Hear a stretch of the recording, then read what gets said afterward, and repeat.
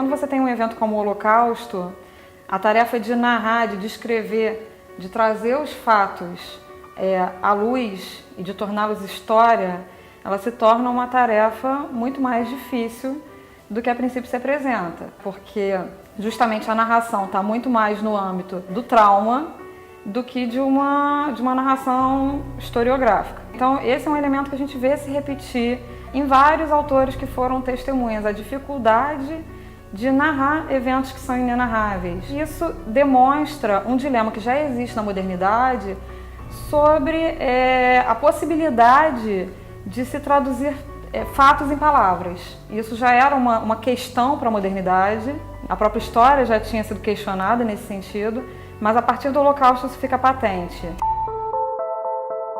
Após Auschwitz, eu acho que fica mais claro ainda que os limites entre literatura e ficção e história, eles são muito mais tênues do que a gente pode imaginar. Qual é a veracidade daquele relato? Como se pode atestar a veracidade? Como se pode dar uma tonalidade a um relato? Alguém que narra um evento sobre Auschwitz, é possível alguém que nunca passou por Auschwitz compreender? A gente sabe que não. E eu acho que a literatura, o cinema e a filosofia tentaram e tentam até hoje encontrar um meio de expressão adequado. E aí é muito curioso que a gente tem uma história em quadrinhos como Maus, que consegue, às vezes, passar experiências com mais força do que uma biografia no sentido tradicional.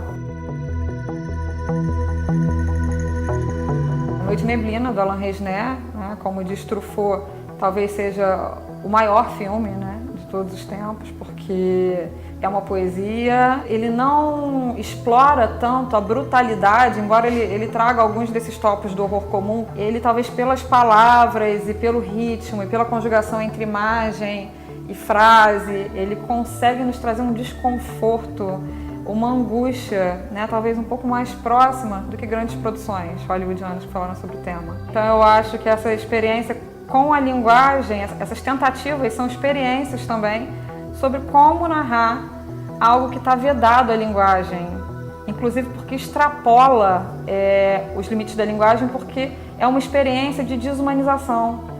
E a linguagem é própria do ser humano. Então, como você narra algo que aconteceu a alguém que já não era humano?